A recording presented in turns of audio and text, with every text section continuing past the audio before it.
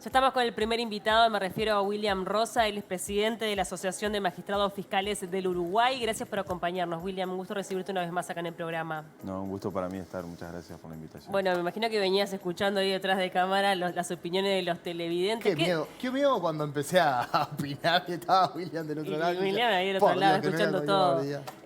Bueno, obviamente ya vamos a estar hablando de este artículo que en definitiva es el motivo de la entrevista, pero ¿qué opinas de la mediatización o de que el fiscal, bueno, a partir del nuevo Código de Proceso Penal, que tiene un rol más protagonista dentro de los casos, salga mediáticamente a dar explicaciones?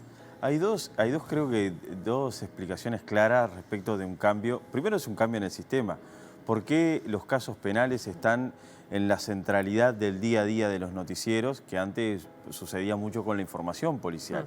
Es por la transparencia.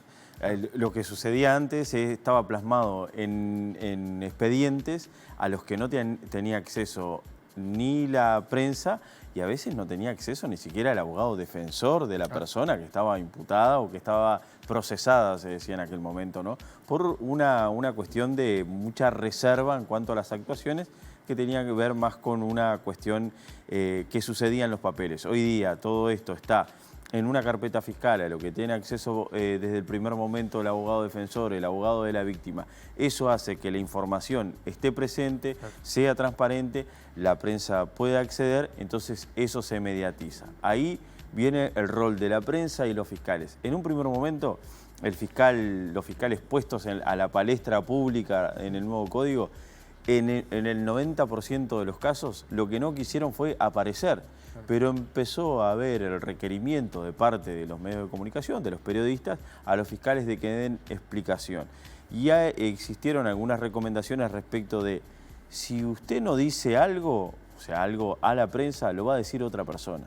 Lo va a decir el abogado defensor o lo va a decir una fuente que tenga el periodista, que tal vez la información no sea tan fidedigna como la que puede venir desde el fiscal. Si, al tener determinadas reservas, obviamente el fiscal no va a exponer aquello que sea reservado. Estoy hablando del buen fiscal. Después, si yo soy un mal fiscal y usted me dice, yo te vi, William, que estabas diciendo tal cosa respecto de tal caso, es lo que está mal y no es lo que debe ser.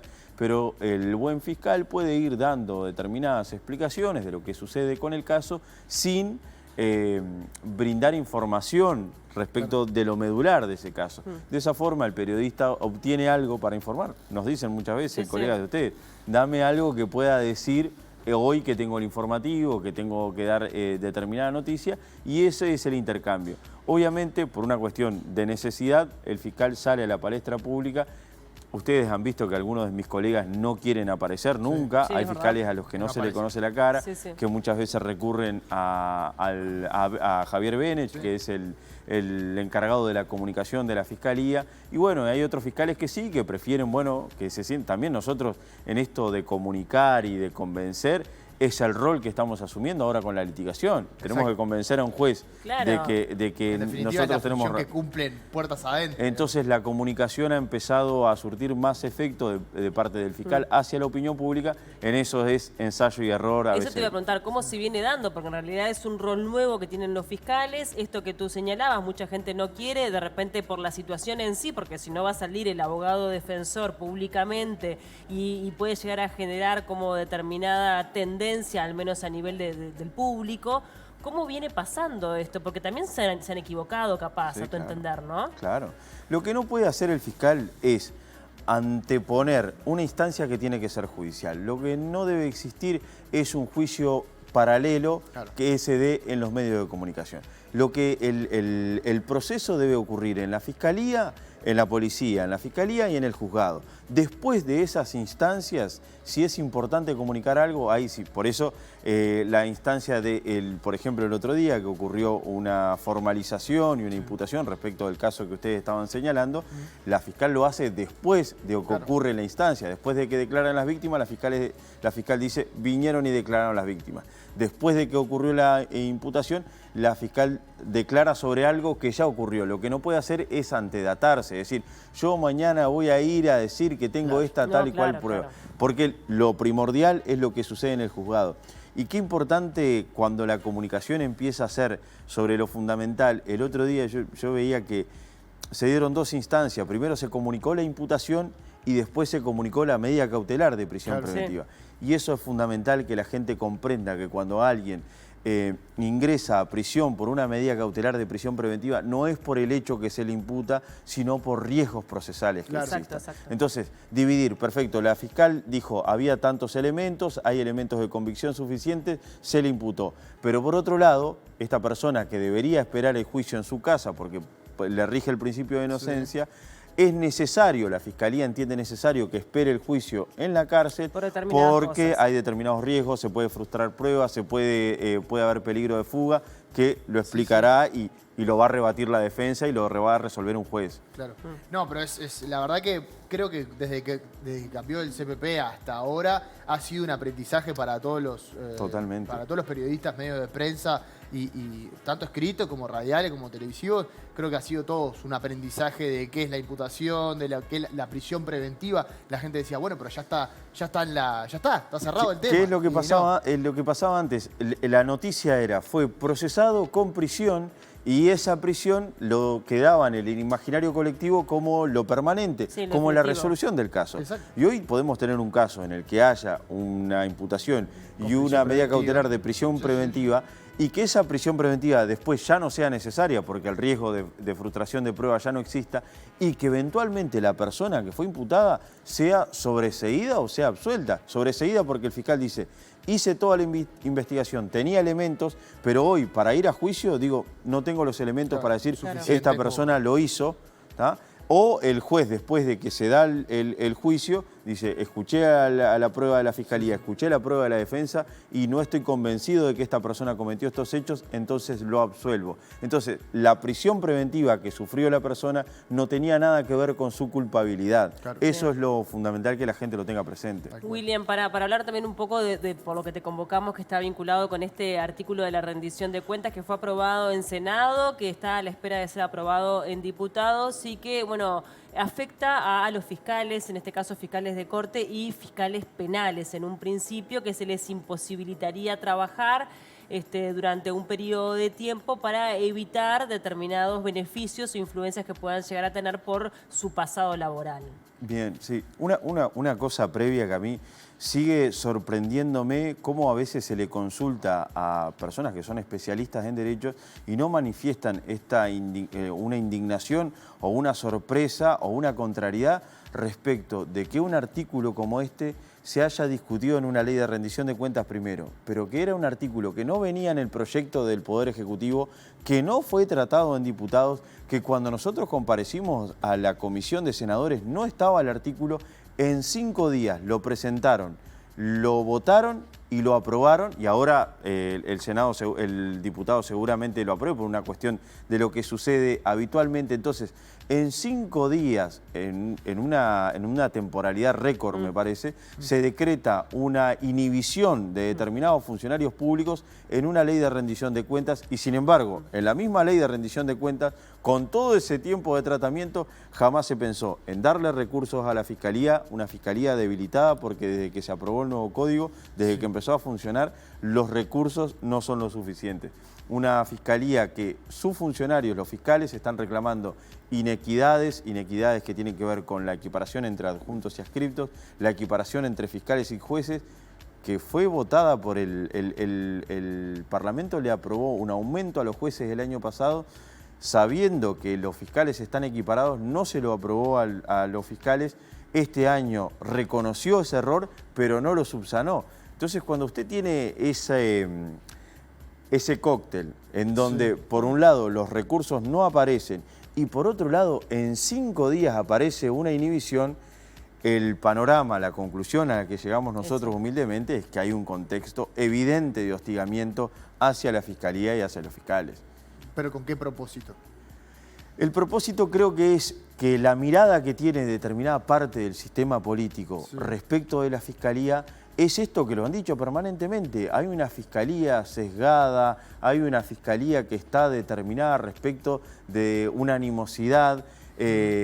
Entonces, esa visión que tienen, que tal vez sea una visión que tienen respecto de algunos fiscales, o incluso lo manifiestan respecto del fiscal de corte anterior, que ya no es más el fiscal de corte, lo proyectan a los 350 fiscales del país. Imagínese esa animosidad que tiene el poder, el sistema político respecto a algunos fiscales, lo traslada a todo el colectivo de los fiscales. Un fiscal en Rivera recibiendo estas críticas, el señalamiento de que la Fiscalía está permeada, de que su actuación está sesgada, cuando en realidad es una persona que ni siquiera le conocemos el nombre ni la actuación, ¿no? Entonces, esta dinámica de hostigamiento ha venido a concretarse en normas que son contrarias a la Fiscalía.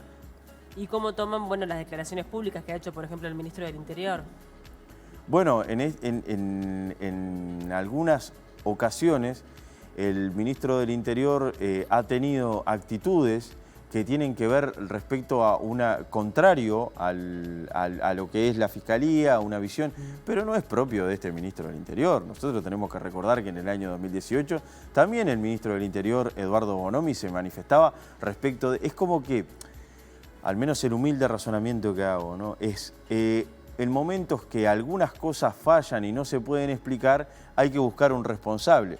Obviamente la Fiscalía es un responsable muy potable. ¿Por qué? Porque los fiscales seguramente no salgan a contestar en el mismo tono que hablan desde el sistema político. Fíjese lo que decía el otro día, el sábado, en una nota que leía yo, el senador Botana decía que ahora hay una colega nuestra que es la que se está utilizando para hacer los mandados.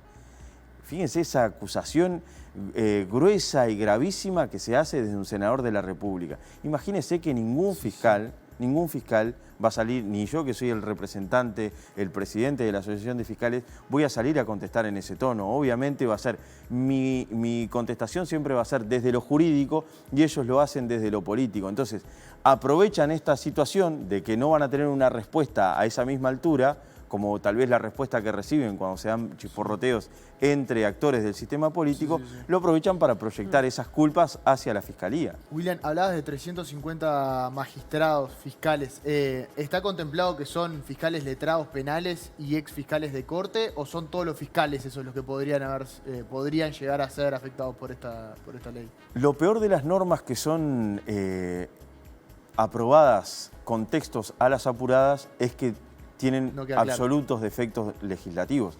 Esta norma nosotros nos declaramos en conflicto el día 4 de octubre y entre el 4 de octubre y el momento que se aprobó la norma, o sea, el otro día de noche, tuvo 4 modificaciones.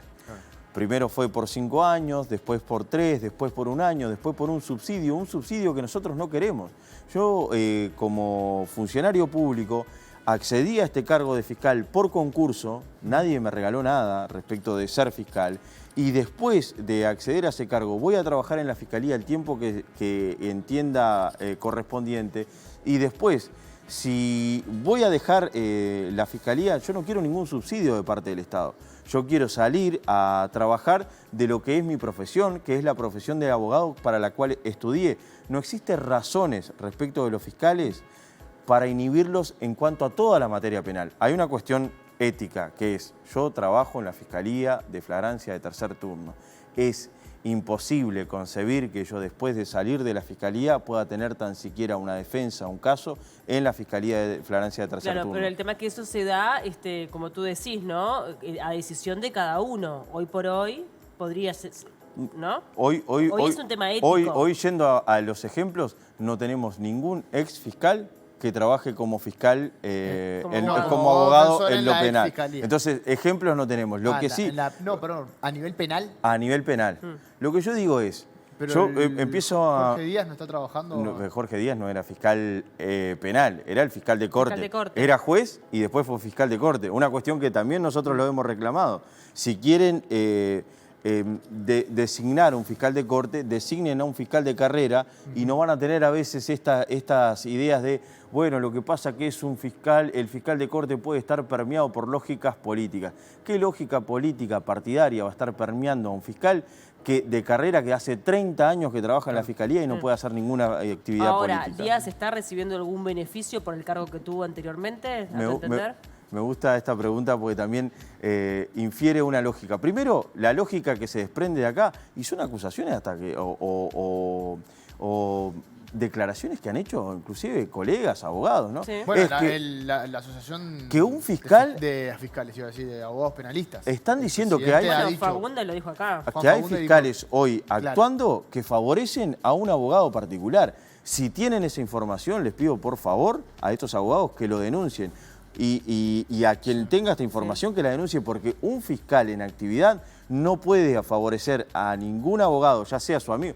Yo fui a la Facultad de Derecho, Sí, sí. ¿sabe cuántos amigos No, que ejercen penal dice que lo tienen? está beneficiando en temas sobre todo de tiempos. Es un beneficio igual. Sí, sí. No, no, Te digo es- lo que No, no, están no, no, denunciando. eso lo dijo. Dijo apura- que apurarle un- principalmente Es un hay un tema de beneficio tiempos. en los tiempos que apurarle maneja. un caso, Eso. si yo le apuro un caso a un amigo mío, es una cuestión que roza la corrupción. Claro. Y esa es la acusación que se está haciendo. Sí, sí, sí. Ahora vamos a los hechos, porque es muy fácil decir, pero vamos a los hechos. ¿Qué ha pasado?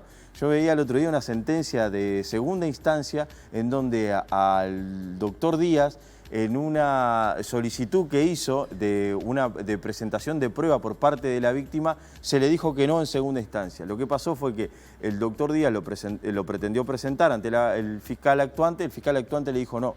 La iniciativa de prueba la tiene la Fiscalía, no la defensa de la víctima. Le dijo que no, el doctor Díaz se presentó ante el juez le dijo que no, el doctor Díaz lo apela, la Fiscalía reafirma que le niega esa posibilidad y el tribunal le vuelve a decir que no. O sea, esta persona supuestamente influyente se llevó una triple negativa, un triple rechazo del sistema de justicia. Es muy fácil decir y hablar y especular.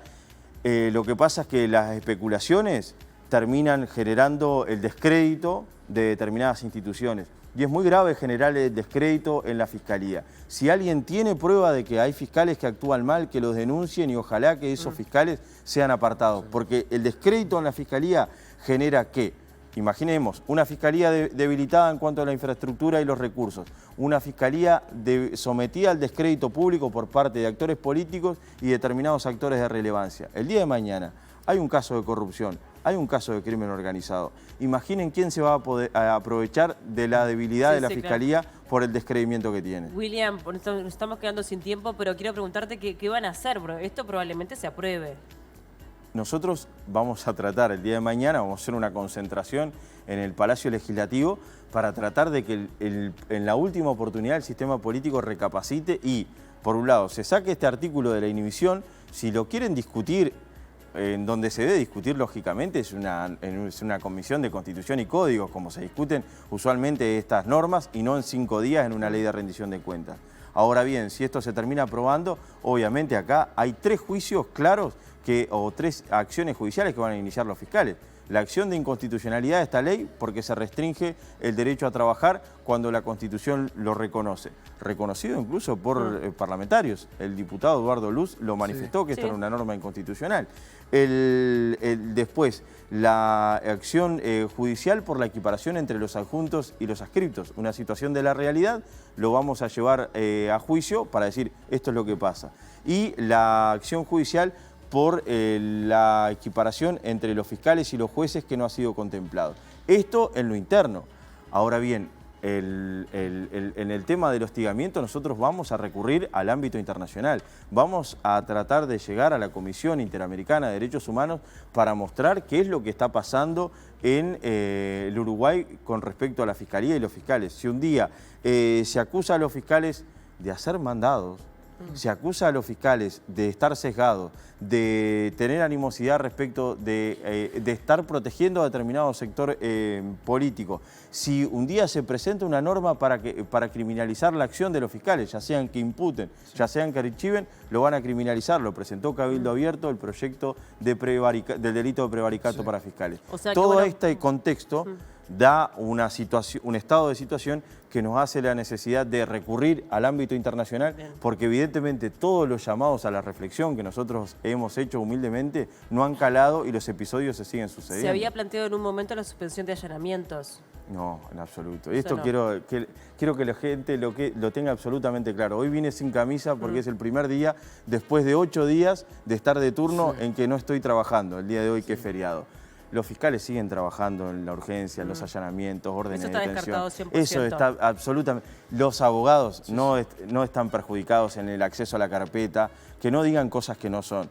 Están accediendo a las carpetas. Cuando hay un detenido, tienen conversación con los fiscales. Lo único que hemos suspendido es las reuniones con los abogados para proyectar qué es lo que va a pasar con los casos. Hay que poner todo en situación porque si no se dicen cosas que no son. William, está preparado el móvil, Sí. ya sé, pero tengo la última para hacerle porque se habló mucho de estos casos en particular que tiene que ver con la falsificación de documentos que fueron presentados para generar prisiones domiciliarias.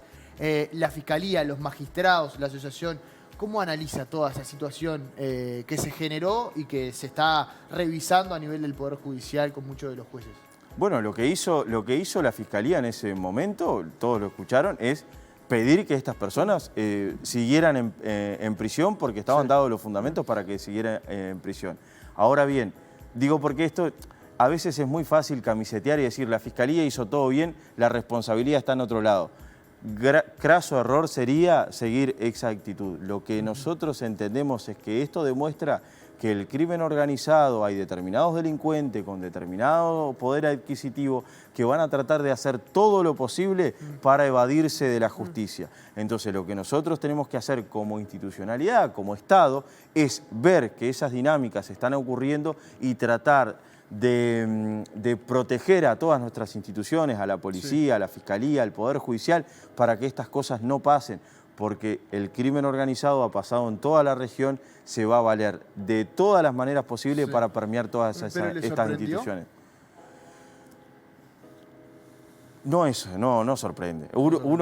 Yo que voy permanentemente por la región conversando con colegas, nos han señalado, esto les va a pasar, esténse atentos, tengan cuidado quienes entran a la Fiscalía. La Fiscalía tiene que tener estas dinámicas de concursos de oposición y méritos, de ver quiénes entran a la Fiscalía como fiscales, como funcionarios administrativos, porque siempre hay una tentación del crimen organizado de tratar de ingresar a estas instituciones, sobre todo por la información que allí se maneja, ¿no? Hay que cuidar la institucionalidad, sobre todo por esto. Por eso no entiendo cómo estos razonamientos no forman parte del pienso del sistema político que prefiere permanentemente atacar a la Fiscalía. William, muchas gracias por estos minutos. Fue un gusto recibirte como siempre. Gracias a usted.